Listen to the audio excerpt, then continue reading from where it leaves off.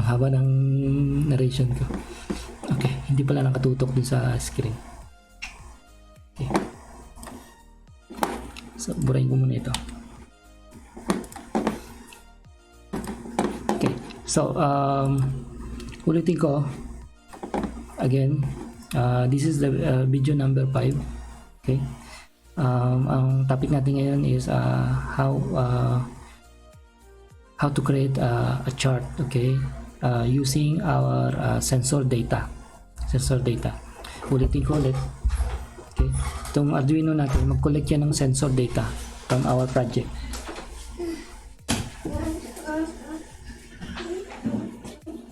Okay, close the door.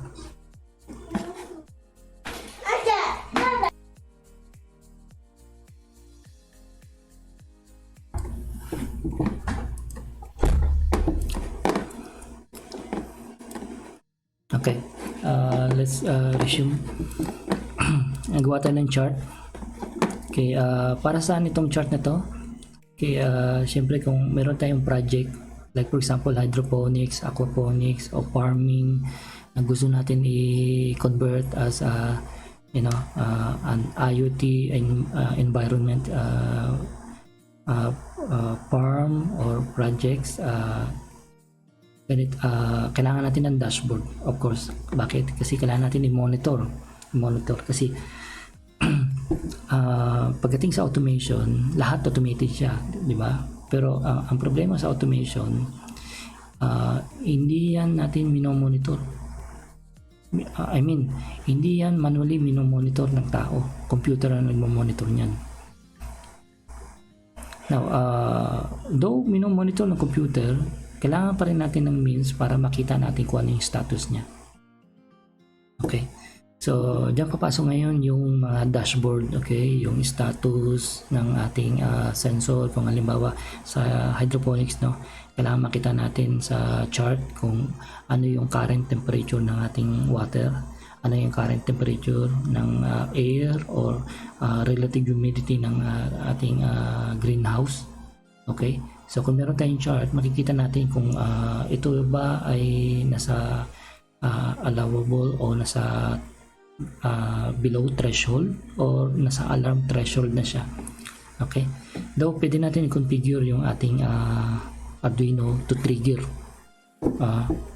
to a certain specific values ng ating sensor. For example, yung ating temperature or humidity, mag-set tayo ng high and low point. Kapag na-reach yung specific point na yun, mag-trigger siya. It's either mag-open siya ng exhaust fan para i-exhaust yung hot air, or i-close niya para ma-maintain yung humidity, kasi importante rin sa halaman yung humidity, pero not to specific extent, no, na ang halaman kapag sumobra naman yung humidity, nahirapan siya mag-perspire, pawisan, at naapektuhan din yung production niya. Merong specific values na ideal na para sa halaman pagdating sa humidity. Pagdating sa temperature, ganun din. Ayun, since hydroponics na pinag-usapan natin, ang nutrients niya nanggagaling sa solution. So ang gamit natin yan, tubig Okay? So yung tubig yan, minomonitor din natin yan. Minomonitor din natin yung temperature ng water. Okay? Importante rin yan. Kasi kapag ang temperature bigla nagbago, pwede maapektuhan, ma-stress yung ating mga halaman. Or ma-reach yung certain na medyo naging mainit siya, pwede mamatay yung ating mga halaman. Ngayon, pH level, ganun din, pwede rin natin monitor yung TDS, yung total dissolved solid materials. Okay, yan, i-measure din natin yan para malaman natin yung quality ng water. Okay, in summary, itong mga sensor na to, meron tong mga data. Okay, itong data na to, i-collect natin ito, okay, using our Arduino microcontroller. Later on, magkakaroon ito ng pwede nyo i-slave dito yung multiple sensors ninyo.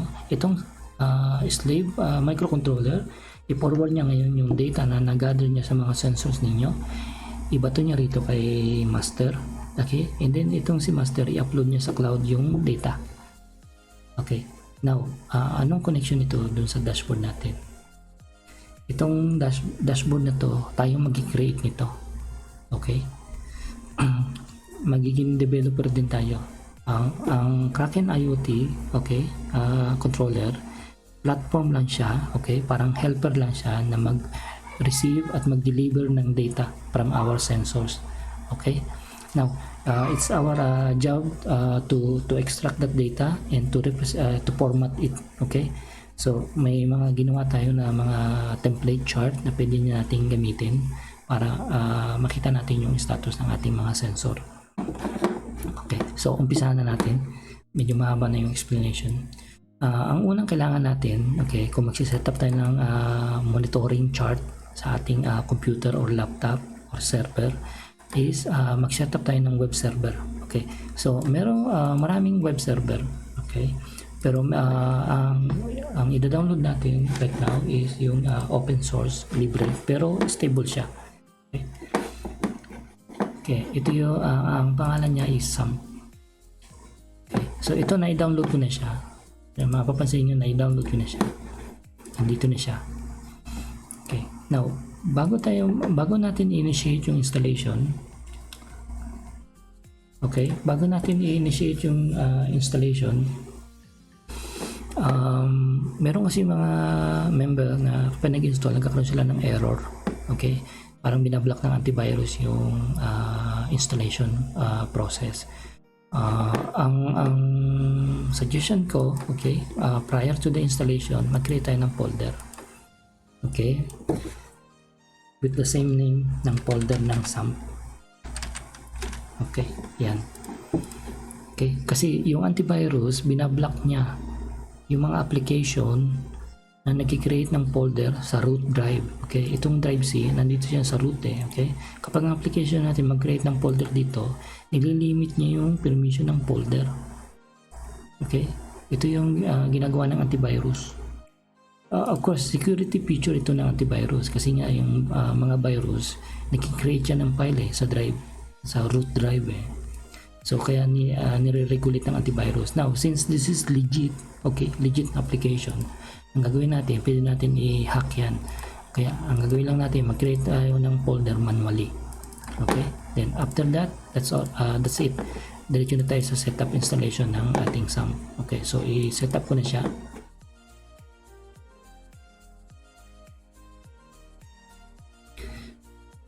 Meron tayong tatlong application na i-download. Ang isa dito yung web server natin. Okay, yung SAMP. By the way, ang kailangan lang natin dito is itong MySQL, yung database, tsaka yung file server. Okay, so i-uncheck ko yung other module. Okay, yung Apache, yan yung web server. Yung MySQL, yan yung database. So makikita nyo pa kaparehas ng pangalan ng ginawa natin na folder sa drive C. So dire-diretso na yan. Okay, click next. Hintayin lang natin muna. Okay, now after ng SAMP, may install natin yung SAMP. Ang sunod na i-install natin is mas maganda ay install natin itong GitHub desktop tsaka yung Atom setup. Okay, ito text editor to pag magko-code na tayo. Okay, magko-coding na tayo. Itong GitHub desktop, ito yung pag-clone natin ng mga repository natin sa GitHub. Okay, so pakita ko sa inyo yung website kung saan natin i-download yan. Itong Atom, dito natin makukuha yan. Grabe.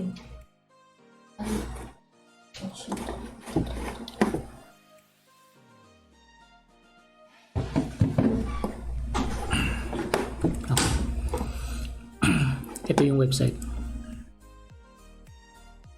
atom.io. Then yung second na i-download natin is yung GitHub desktop.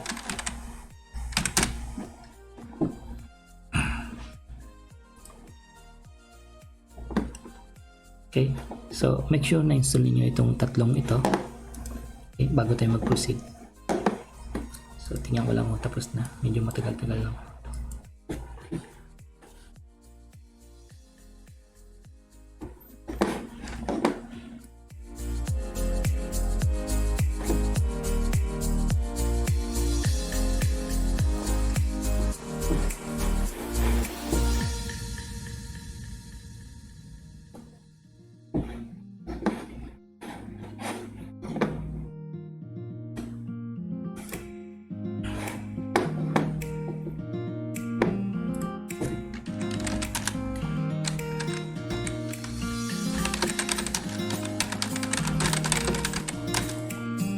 Sige sir, ituloy ko lang ito.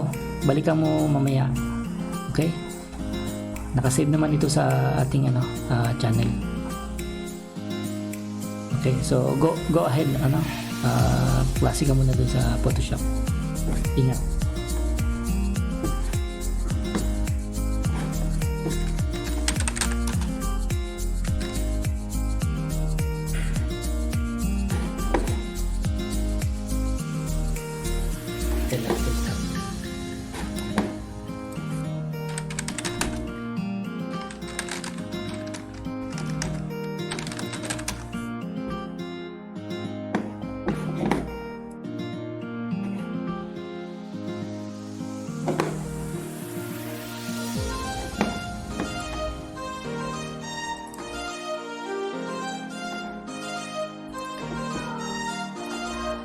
Try ko rin i-install na sila sabay-sabay para mas mabilis.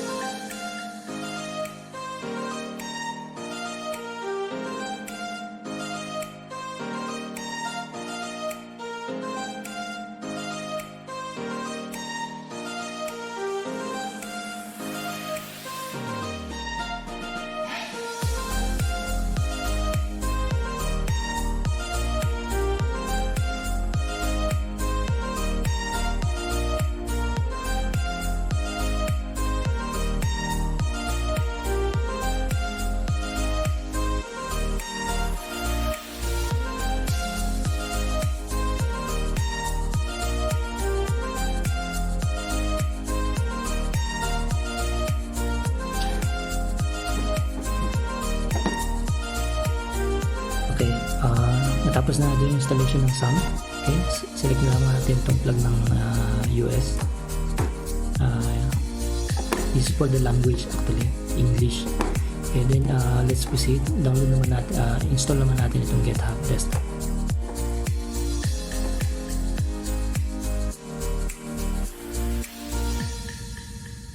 kanina nag-attempt ako i-install sila sabay-sabay, parang nag-fail ata.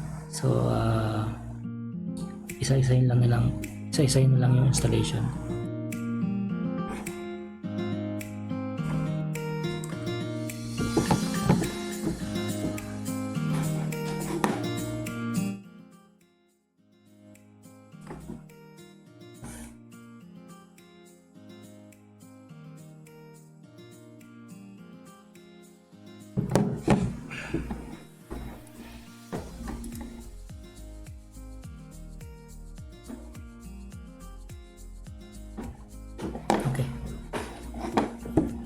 Okay, so it's now finished.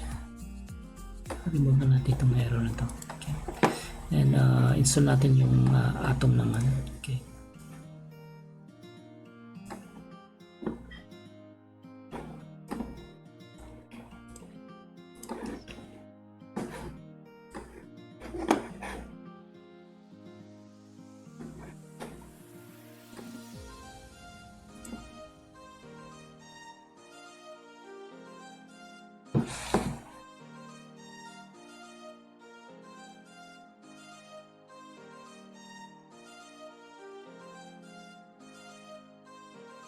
Okay.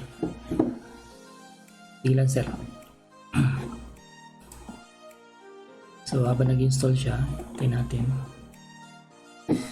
Naka-install na siya kanina, in-uninstall ko kasi gusto ko ipakita yung the whole process ng installation. Minsan mas maganda ipakita na lang para at least kita talaga first hand yung the whole process. So ito yung Atom, okay, ito yung ating GitHub desktop, and then yung ating SAM, okay, andito na siya nakaload. Pero verify ninyo, no, itong web server nakapula, at yung database nakapula rin. Okay, ano ibig sabihin na nakapula? Hindi siya nagra-run, naka-stop siya. So i-initiate natin yung start kasi otherwise hindi magra-run yung localhost natin. Okay, pakita ko sa inyo ano ibig sabihin. Okay, localhost. Okay, walang lumalabas. Okay, now nag-error siya. Okay, i-start natin yung web server, then try natin ulit. Start na. Yan natin.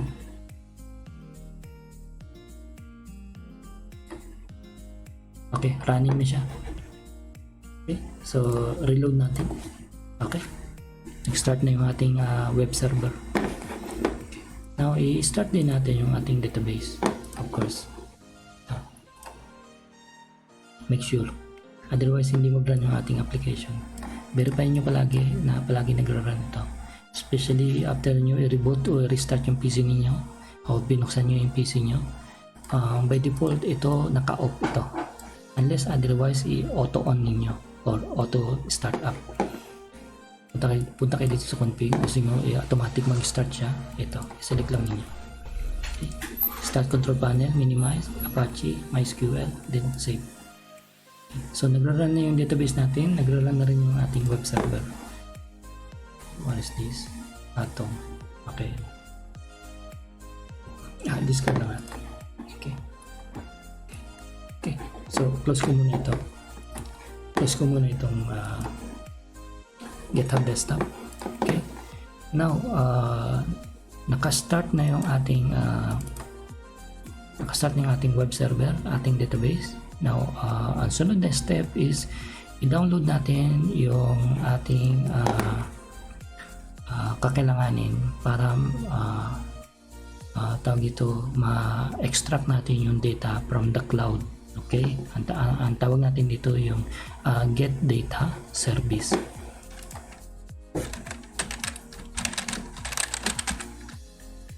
Okay, ano tong get data service? Okay, punta tayo sa GitHub natin.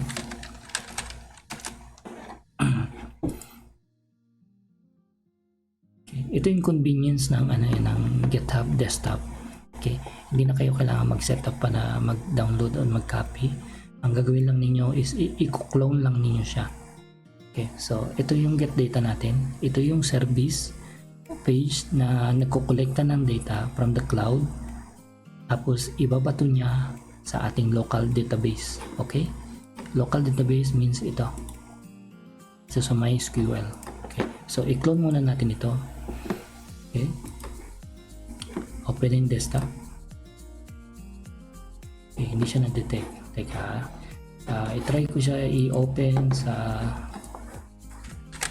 hindi sa Cognito, sa normal na browser.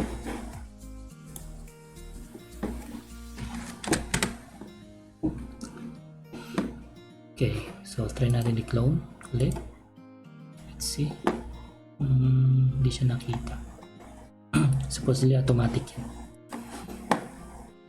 O baka kailangan i-close lahat ng browser. So i-close ko muna yung mga browser natin.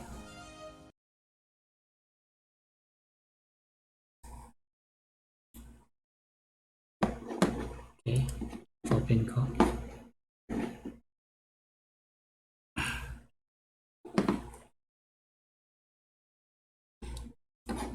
Paste natin ulit. Okay. Dapat ma-detect niyo na yung GitHub desktop. Okay. Supposedly may lalabas kasi na link dito. Okay. Ang ginawa ko, kinulose ko lahat ng browser ko. Okay. Then mag-attempt tayo ulit. Hindi siya na-detect. Bakit kaya? Baka kailangan pa Okay, kung hindi siya gumagana kaagad, no? Supposedly automatic yun eh. Ang gagawin lang natin, copyhin na lang natin ito. Okay? Copyhin lang natin ito. Then open natin yung GitHub desktop. Yung GitHub. Okay. Copy natin yung link. Then pasok tayo din sa file. Okay. Clone repository URL. Paste natin. Okay, take note ito napaka-importante nito mga sir, no? Make sure na ang ating local path is nag-start from c:\sump htdocs. Ito, importante ito. Okay, kasi ito yung ating web server. Okay, so kung hindi man yan nakatutok, itutok ninyo. Okay, by for example, nakatutok siya sa drive C lang. For example, okay, select nyo yung location ng ating web server. Ang pangalan folder sump, then htdocs. Okay, that's it. Okay, then automatic. Okay, mag-create ito, i-clone na natin siya. Anong ginagawa nito? Kino-clone niya, kinokopya niya dito sa ating okay, nandito na siya. Convenient siya, di ba? Kasi i-clone mo lang siya, automatic i-download niyo na lahat ng kakailanganin mo. Now, pwede natin open sa Atom, pwede natin show in Explorer. Halimbawa, kung gusto natin silipin kung ano laman niya. Okay, so basically, tatlong file lang ito. Okay? Okay, ito yung pinaka main page natin kapag mag-run tayo ng chart. Okay, then ito yung ating ito nakalink to dito sa getdata.ph, itong executable na to. Nandito yung mismong mga codes nito sa pag-extract ng pag-save ng mga data sa database. Okay, so prior to this, ano pa ang sunod na step? Okay, na-download na natin, na-clone na natin siya. Ang sunod na step natin is gagawa tayo ng database. Okay, mag-create tayo ng database. So, paano tayo mag-create ng database? Punta lang tayo sa localhost. Okay, dito yung dashboard ng my PHP admin. Okay, PHP my admin. Click lang natin itong link nito. Papasok tayo sa database. Okay, mapapansin niyo blank, ito yung default na mga database. Gagawa tayo ng bago. Okay, take note guys, no? Ang pangalan ng DB, okay, kailangan, importante ito, kailangan mag-match parehas. May DB rin. Kasi ang naka-hard code, okay, naka-encode doon sa ating coding is itong name ng database. Okay, so may DB. Hindi siya capital lang. Small letter siya. Okay, so create lang natin. Okay, tapos na. Okay, so nandito na tayo siya. Nandito na tayo. Wala pa siyang table. Okay, ito yung database na ginawa natin. Okay, make sure na nakaselect yung database natin. Then, i-click natin yung import. Kung mapapansin ninyo, tatlo yung files na na-download natin, na-clone natin. Yung isang file doon, yun yung table. Okay, so balik tayo sa SAM, sa htdocs, doon sa get data. Okay, ito yung table ng sensors. Okay, i-import natin siya. Okay, pagkatapos natin i-choose, click go, then wait. Okay, yan, imported na siya. So mapapansin nyo, meron na tayong table dito. So i-click natin siya, tingnan natin kung may laman. Okay, empty siya, wala siyang laman ha. Tandaan niyo, wala siyang laman. Okay, now let's start. Okay, so paano natin i-open yung ating service? Get data service, http localhost. Okay, yung pangalan ng folder natin is get data. Okay, then yung pangalan ng file natin is what? Ito yung pangalan ng folder natin.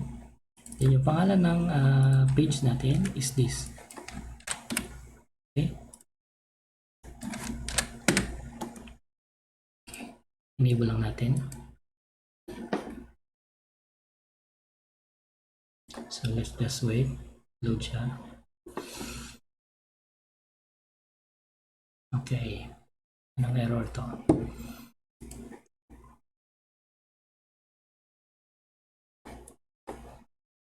Seven four 09. Okay, bakit nag-error siya? Balikan natin dito. Site code.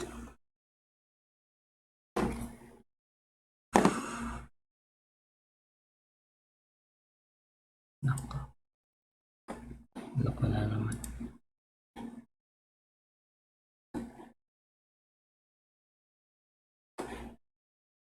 Okay, connected naman. Okay. Try lang natin refresh.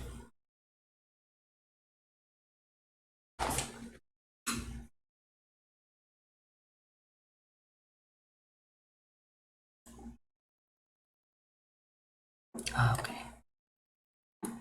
Kaya wala. Medyo mabagal yung ating internet.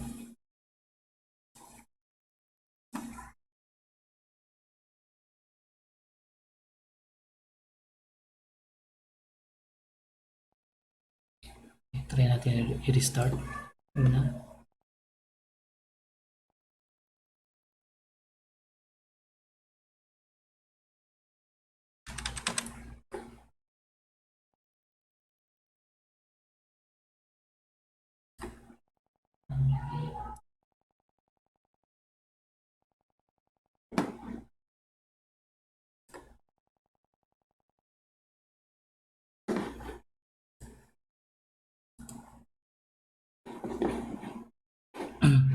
Saglit lang mga sir, no? I-pause lang po na muna natin.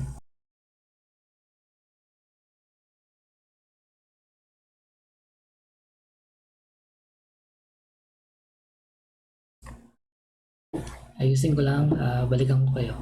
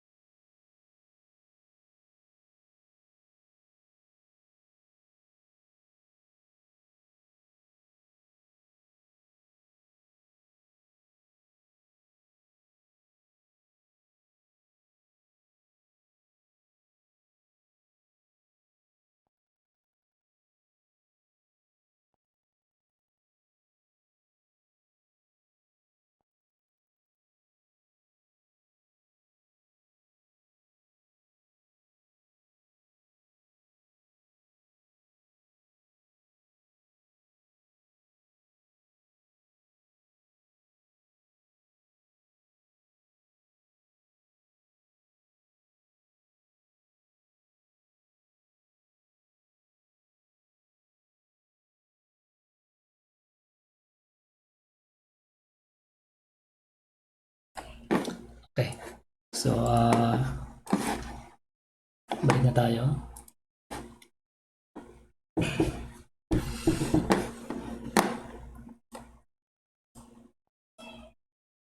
May problema lang sa connection. Try natin mag-login ulit. Okay. Let's see.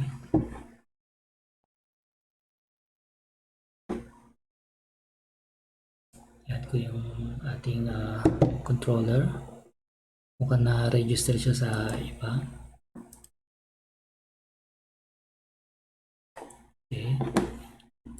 Try ko siya i-register. Ang authentication ka natin ngayon is 4744. Meron nag-register.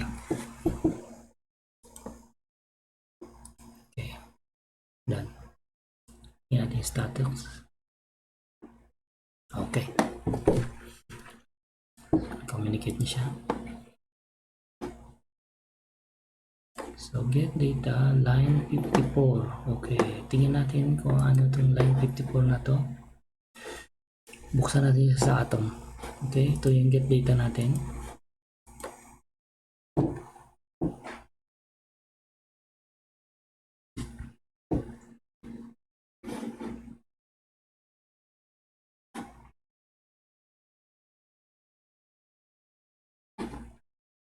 Close muna natin to. Okay, so yung CID number ko, tama. Okay, ito pala. Saan yung ating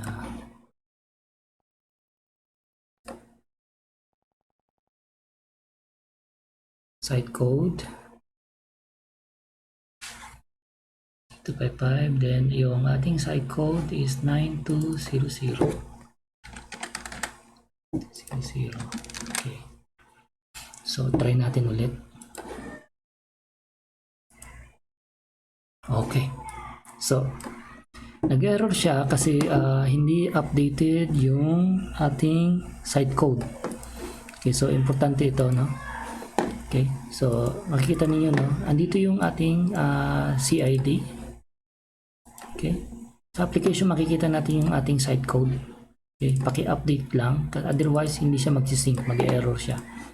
Okay, so now makikita nyo mayroong record na pumasok. Okay, and also every 5 seconds nag-i-initiate to, automatic to. Ang schedule nito every 5 seconds or 10 seconds nag-download siya ng new reading. Readings ang sensor natin. So mapapansin niyo, ano, 4531 ito. Magbabago ang numero nito. Hintay-hintay lang natin.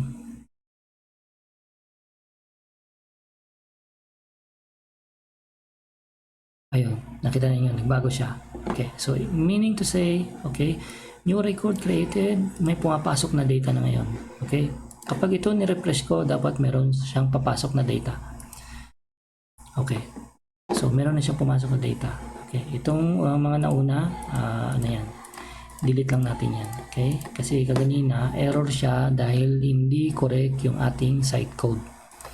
Okay, so ang advice ko, okay, bago natin i-run ito, verify, okay, open this file, getdata.exec.php, paki-update itong dalawang credential na to. Saan natin kukunin itong credential na to? Dito sa ating application, okay, dito sa controller, config, then site code. Okay, so parehas na siya. Okay.